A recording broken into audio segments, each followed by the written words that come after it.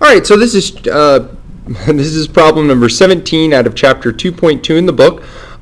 This problem, the main idea behind it is that we're trying to go ahead and graph this particular parabola without putting it into standard form.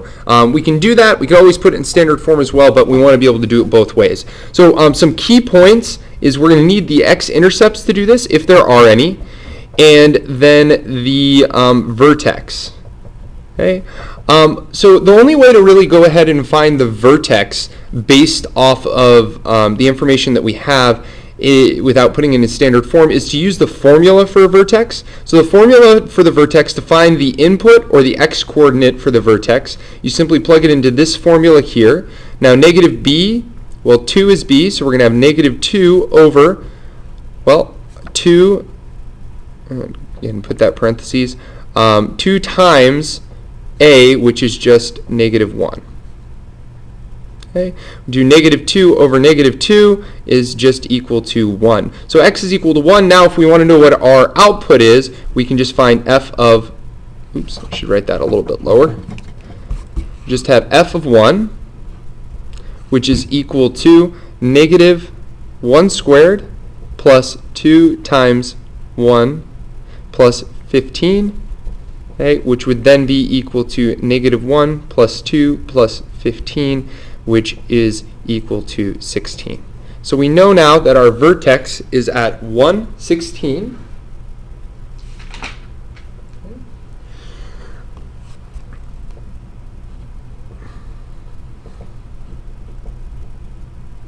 So that's one of the pieces of information. We can check it off our list.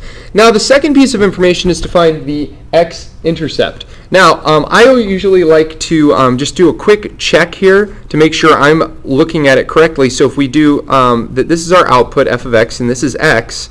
Well, we can see that if we want to point on the x-axis, it's going to be, for example, this could be 1, 0. If we went over here, this might be negative 2, 0. But all these points are going to have one thing in common. F of x right here is equal to 0. So if we're trying to find the x-intercepts, we're going to go ahead and set f of x equal to 0, meaning that negative x squared plus 2x plus 15 will now be equal to 0. First thing you should check is, can I go ahead and factor it? So let's see if we're able to do that in this particular case. I'm doing some scratch work over the side, and make sure I'm on the paper here, over the side here. Okay. Well, I have negative 1 times negative 15 goes up in the top section here, and I have a positive 2 here. So I'm looking for two numbers that multiply to equal negative 15 and add to equal 2. Well, that would be positive 5 and negative 3, meaning that I now can rewrite this as a product of its factors. Okay?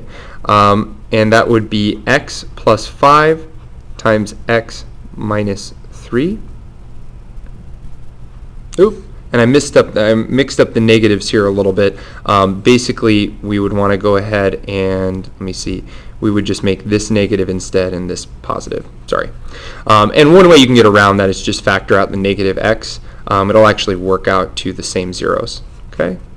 And apologize for that. The idea is that we want to get a negative 3, but we need our initial x to be negative. So x times negative x gets us x squared. Negative x times 3 is negative 3x. 5 times x, okay, and we get the positive 2x. 5 times 3 is 15. Sorry about that. All right, so now from the zero product property, I know that if this is equal to 0, then the whole thing equals 0. And if this is equal to 0, then the whole thing is equal to 0. Okay. So now I can go ahead and here I'm just going to add x to both sides. So it'll save me a step. And I get 5 is equal to x. And over here, I am going to subtract 3 from both sides. And I get that x is equal to negative 3. So writing these in coordinate form, I know that when x is 5, okay, that y must equal 0 because I'm right here on the x-axis. And when x is negative 3, y must equal 0. So I'm going to scoot up here. I have all the pieces of information that I needed, and I can go ahead and do a quick sketch of a graph.